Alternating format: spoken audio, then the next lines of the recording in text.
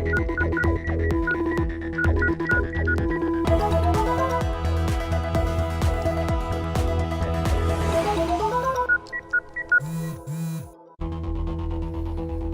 स्वागत है आपका एबीपी न्यूज में। आपके साथ मैं अखिलेश आनंद हूं। गुरु तेग बहादुर के 400वें प्रकाश पर्व पर लाल किले से देश को संबोधित करते हुए प्रधानमंत्री मोदी ने कहा कि दुनिया आज हमारी तरफ देख रही है। पीएम ने कहा कि मुझे खुशी है कि आज हमारा देश पूरी निष्ठा के साथ हमारे गुरुओं के आदर्शों पर आगे बढ़ रहा है।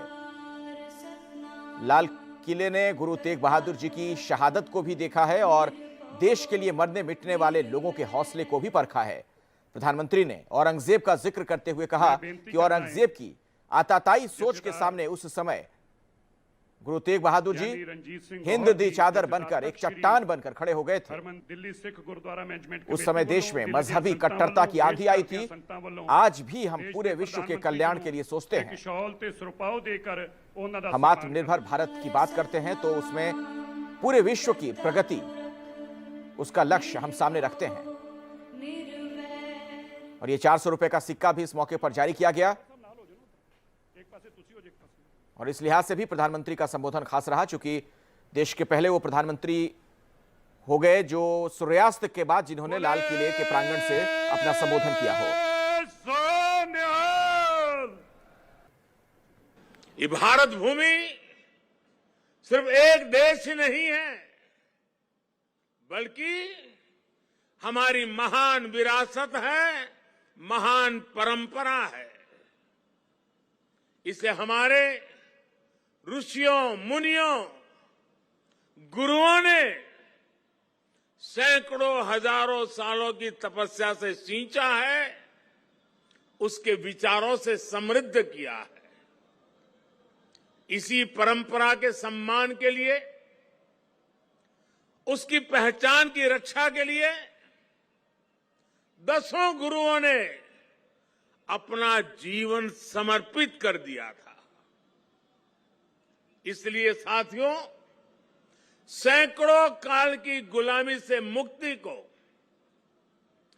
भारत की आजादी को, भारत की आध्यात्मिक और सांस्कृतिक यात्रा से अलग करके नहीं देखा जा सकता। प्रधानमंत्री नरेंद्र मोदी ने अपने संबोधन में सीएए का भी जिक्र किया। उन्होंने क्या कुछ कहा है, सुनिए आप। नागरिकता संशोधन कानून ने पड़ोसी देशों से आए सिख और अल्पसंख्यक परिवारों को देश की नागरिकता मिलने का रास्ता साफ किया है। ये सब इसलिए संभव हुआ है क्योंकि हमारे गुरुओं ने हमें मानवता को सर्वोपरि रखने की सीख दी है। प्रेम और सौहार्द हमारे संस्कारों का हिस्सा है। और चलिए अब खबरों में आगे बढ़ते हैं। कुछ और खबरें आपको दिखाते हैं। मुंबई से शुरू हुआ अजान बनाम हनुमान चालीसा विवाद पूरे देश में फैल चुका है। इसी विवाद के बीच महाराष्ट्र के बड़े पुलिस अफसरों के तबादले हुए। अब मामले में और भी तेजी आ गई है और इसे आगे बढ़ाते हुए राज ठाकरे ने एक फिल्म रिलीज करने का फैसला किया जो कि अजान के लिए लाउड स्पीकर के इस्तेमाल पर बनी है। इसी बीच मुंबई में शिवसेना मुख्यालय मातोश्री के सामने हनुमान चालीसा पाठ के ऐलान को लेकर भी मामला गर्मा चुका है और हिंसा की स्थिति बनने की आशंका पैदा हो गई है। लाउड स्पीकर विवाद के बीच यह है मराठी फिल्म का पोस्टर। राज ठाकरे की एमएनएस जगह जगह इस पोस्टर को लगा रही है। कहा जा रहा है कि इस फिल्म का टीजर भी जल्द ही राज ठाकरे जारी करेंगे। ये फिल्म एक कोशिश है मस्जिदों पर लगने वाले लाउड स्पीकर से लोगों को कैसे तकलीफ होती है ये बताने की।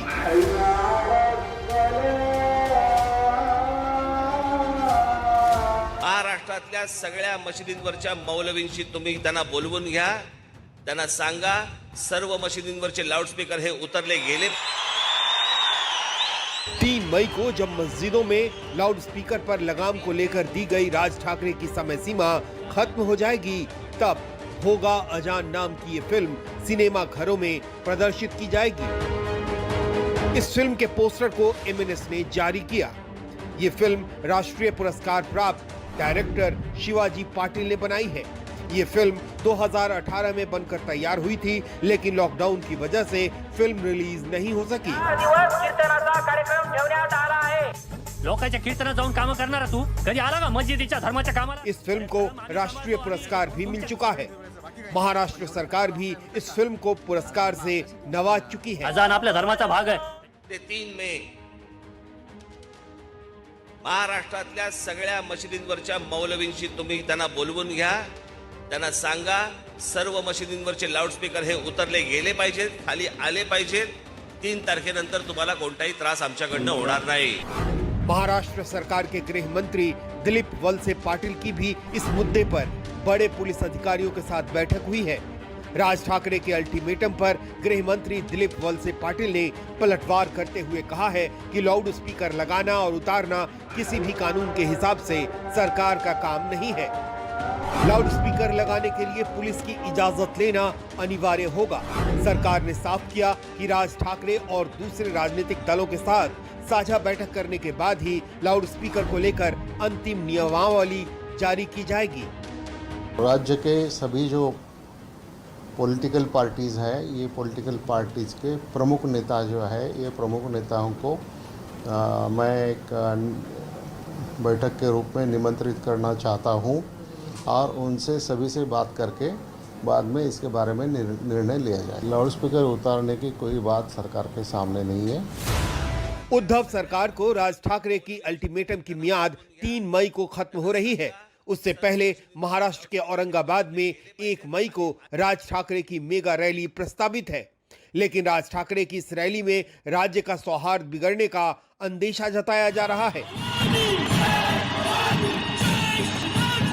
प्रकाश आंबेडकर की पार्टी के अलावा 5 अलग अलग संगठनों ने औरंगाबाद पुलिस के कमिश्नर को चिट्ठी लिखकर रैली को इजाजत न देने की मांग की है। विकास के ऊपर महाराष्ट्र में कभी भी राजनीति होती रही थी, लेकिन अभी ये कुछ महीनों में जो जिस तरीके से चल रहा है उसमें देखा जाएगा तो महाराष्ट्र को अस्थिर करने की यहाँ पे कोशिश हो रही है और दुर्भाग्य है। और महाराष्ट्र के राज्य सरकार ने इसके बारे में कठोर से निर्णय लेने जरूरी है, क्योंकि आज अगर हम लोग उसके ऊपर एक्शन नहीं लेंगे तो आगे जाके उसको अलग तरीके से घटना बदलने की कोशिश हो सकती है। रैली को लेकर हो रहे विरोध के बीच एमएनएस ने साफ कर दिया है कि 1 मई को औरंगाबाद में राज ठाकरे की सभा हर हाल में होकर रहेगी। दोनों पक्षों की ओर से खिंच रही तलवारों को क्या पुलिस म्यान करने में कामयाब हो पाती है, ये महत्वपूर्ण सवाल होगा।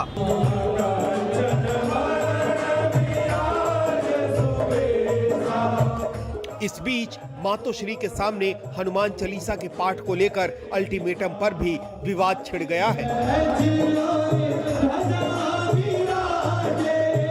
मुंबई की लड़की हूँ और इधर की बहू, तो तेरे घर में जा, लेकिन मातोश्री के ऊपर नहीं आना है। रवि राणा और नवनीत राणा जानबूझ के बचपना कर रहे, जानबूझ के मुंबई की अस्थिरता निर्माण करने का काम कर रहे, मुंबई के शिवसैनिकों का माथा भड़काने का काम कर रहे। हमारा मातोश्री मंदिर है, हमारे मातोश्री के रक्षण ऐसे अपवित्र विचारों से हम नहीं देंगे अंदर जाने। मैं आदरणीय नवनीत राणा जी को चेतावनी देता हूँ कि आपने जो आह्वान दिया है कि मैं मातोश्री आकर हनुमान चालीसा पढ़ूंगी, तो मातोश्री तो दूर की बात है, मातोश्री के अगल बगल, मातोश्री के परिसर के भी नजदीक आप नहीं आ सकती। हमारे शिव सैनिक, हमारे रणरागिनी इतनी मजबूत हैं कि आपको ईंट का जवाब पत्थर से देंगे। मिला जुलाकर मुंबई समेत पूरे महाराष्ट्र में लाउड स्पीकर विवाद अभी अपने चरम पर है। सरकार को किसी भी हालत में इस पूरे माहौल को हिंसक होने देने या तनाव बढ़ाने से बचने की जरूरत है। पान मसाला का विज्ञापन न करने की कसम खा ली है। उन्होंने अपने प्रशंसकों से माफी मांगते हुए आगे से ऐसे किसी भी विज्ञापन में नहीं आने का फैसला ले लिया है। जो गलत है सो गलत है, और मैं उनसे यही दरख्वास्त करूंगा कि ऐसी चीजों को एंडोर्स ना करें।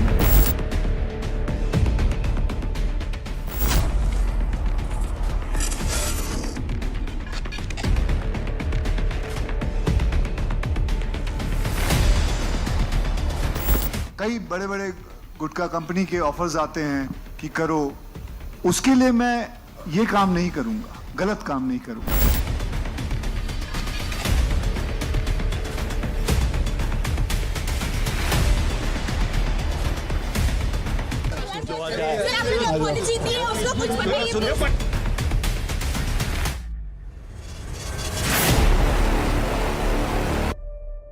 कहते हैं कि क्षमा वीरस्य भूषणम, यानी कि क्षमा वीरों का गहना है।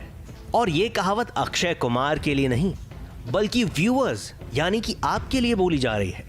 अरे भाई, आप सभी की बदौलत बॉलीवुड के इतने बड़े स्टार ने अपने एक एड के प्रमोशन के बाद माफी जो मांग ली और फैंस ने उन्हें शायद माफ भी कर दिया है, तो माफ करने वाले ही सबसे बड़े वीर कहलाएंगे ना। लेकिन वो वीर जिसने रात के अंधेरे में अपने सोशल मीडिया अकाउंट के जरिए माफी मांगी, लेकिन दिन के उजाले में शायद हमारे सवालों के जवाब देने से कन्नी काट ली।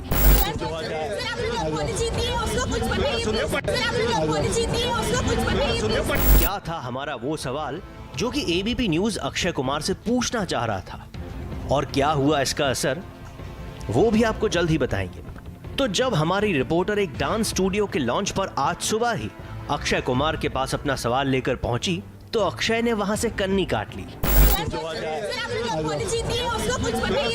एबीपी न्यूज के सवाल को सुना तक नहीं। चलिए कोई बात नहीं, हम यहाँ पूछ लेते हैं कि हमारा सवाल था क्या। अक्षय से हम सिर्फ यही पूछना चाहते थे, अक्षय आपने अपनी पोस्ट के जरिए ये तो बता दिया किस कथित ब्रांड की एड की कमाई आप जरूरतमंदों के लिए दान देंगे। जो मैं बोलता हूँ वो मैं करता हूँ, और जो मैं नहीं बोलता वो मैं डेफिनेटली करता हूँ। तो उम्मीद है कि आपके इस एड के प्रसारण के बाद फैंस ने जो बैकलैश किया है उसे रोकने के लिए आप किसी न किसी तरह से इस एड को ही रुकवा दें। लेकिन आपके फैंस जब भी इस एड को देखेंगे तब उन्हें थोड़ी सी तकलीफ तो जरूर होगी। इस पोस्ट का दम तो तब दिखेगा ना जब उस कथित ब्रांड का एड पूरी तरह से रुक जाए।